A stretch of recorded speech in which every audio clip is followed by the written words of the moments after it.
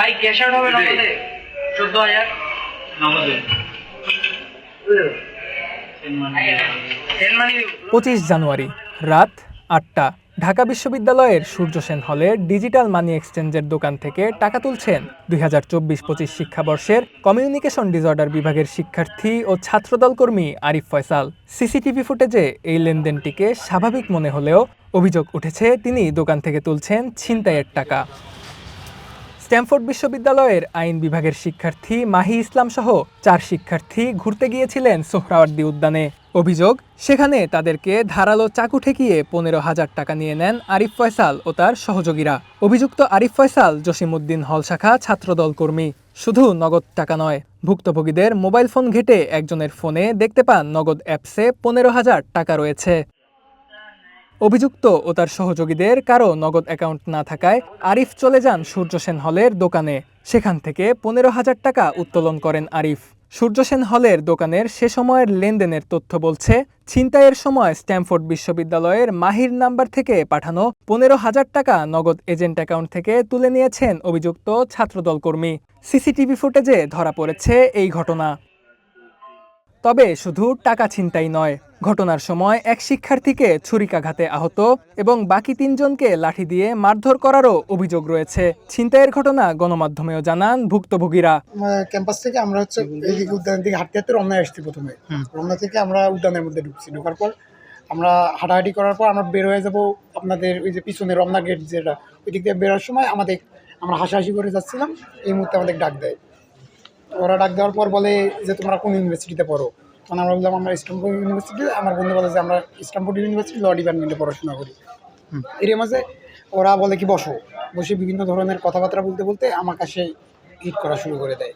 বলে তুই এখানে এসে এরকম করতেছিস উঁচু গলায়। মানে আমরা বন্ধু বান্ধব বুঝে নিত ভাই, মজা। অ্যাটিটিউড তোদের ঠিক নাই, তোদের ডিসিপ্লিন নাই, কোনো কিছু মানা চলস না, আমাদের এডি শিখাই। তারপরে মনে করেন মানি ব্যাগ চেক করতেছে যে কিছু আছে কিনা, তারপরে ফোন চেক করছে, বিকাশ, নগদ, গ্যালারি পর্যন্ত চেক করছে। এমনকি আমাদেরকে ব্ল্যাকমেলও করছে আমাদের এদিকে আর কি। বলে তোদের এই পুলিশেরা তো তুলে দিব, তোর আব্বুরে ফোন দে, তোর আব্বুরে ইয়া করতে বল, থানায় ছাড়াই নিয়ে যেতে বল, মানে এইসব অনেক কথা বলে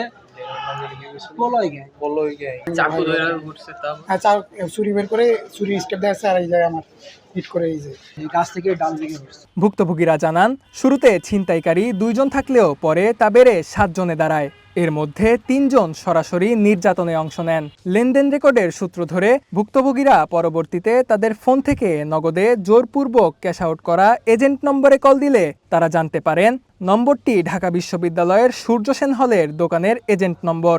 ঢাকা বিশ্ববিদ্যালয়ের কবি জসিমউদ্দিন হল ছাত্রদলের সদস্য সালমান জিসান, জিয়া হল ছাত্রদলের সদস্য আব্দুর রহমান বাঁধন এবং ছাত্রদল কর্মী মোহাম্মদ সামি সরকার নিশ্চয়কে সাথে নিয়ে সূর্য সেন হলের দোকানে আসেন। এর আগেই তারা দোকানের স্টাফকে ফোন দিয়ে গালাগালি ও হুমকি দেন। ঘটনা জানাজানি হলে অভিযুক্ত আরিফ ফয়সালের ফেসবুক অ্যাকাউন্ট থেকে গতরাতে একটি ভিডিও বার্তা প্রকাশ করা হয়, যেখানে ভুক্তভোগী মিফতাহুল শাহরিয়ার নিয়াজ বলেন তারা নিজেদের মধ্যে সমঝোতা করে নিয়েছেন, কিন্তু সেই ভিডিওতে তার মাথায় স্পষ্ট ব্যান্ডেজ দেখা যাচ্ছিল। কালকে ক্যাম্পাসের মধ্যে আমাদের মাঝে যে গ্যাঞ্জামটা হয়, এটা আমার আর আমার ছোটো ভাইয়ের মাঝে একটা গ্যাঞ্জাম হয়। এটা আমরা নিজেরাই নিজেদের মাঝে আর কি মিউচুয়াল করাই নেই। এটা নিয়ে যেন তৃতীয় পক্ষ কোনো প্রকার গণমাধ্যমে কোনো গুজব বা কোনো কুচক্রান্ত পরিণত বা এমন কোনো কিছু যেন না করে। তবে অভিযোগ অস্বীকার করে ছাত্রদল কর্মী আরিফ ফয়সাল বলেন, ছিনতাইকারী হিসেবে তাকে ফাঁসানো হচ্ছে। এজন্য তিনি ডাকসু নেতাদের বিচারের দাবি করে প্রক্টরের কাছে আবেদনও করেছেন। পূর্বের একটি লেনদেন নিয়ে ঝামেলা ছিল, সেটা আমরা নিজেদের মধ্যেই ঝামেলাটা আমরা সলভ করে ফেলি। নিউজ পোর্টালে ডিউ ইনসাইডার বা এই টাইপের তারা বলেছে যে ছিনতাই বা এই ছিনতাই করা হয়েছে তার সাথে, কিন্তু এই ধরনের কোনো ঘটনা ঘটেনি। তার পরিপ্রেক্ষিতে আমি প্রক্টর স্যারের কাছে তাদের বিরুদ্ধে অভিযোগ দিচ্ছি। এই আমার অভিযোগনামা, সেখানে আমি যারা যারা এই কাজের সাথে যুক্ত তাদের আমি নাম উল্লেখ করেছি এবং প্রক্টর স্যারের কাছে আমি যথাযথ বিচার চাই। ডাকসু নেতা মুসাদ্দিক বলেন, অন্যায় গোপন করতে ছাত্রলীগের মতো স্ক্রিপ্ট সাজিয়েছে ছাত্রদল।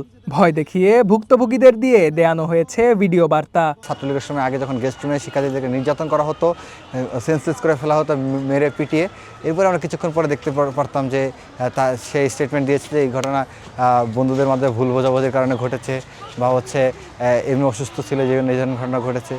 এই ধরনের একটা স্ক্রিপ্ট সাজানো হইতো। তো এই ধরনের একটি স্ক্রিপ্ট এখানে সাজানোর একটা প্রচেষ্টা চলছে। ছিনতাইয়ে অভিযুক্ত ছাত্রদল কর্মী আরিফ ফয়সালকে এর আগেও হলের কক্ষে গাঁজা সেবনের সময় আটক করেছিল হলের প্রাধ্যক্ষ ও অন্যান্য আবাসিক শিক্ষকরা। Rifat রিসান, one news, Dhaka.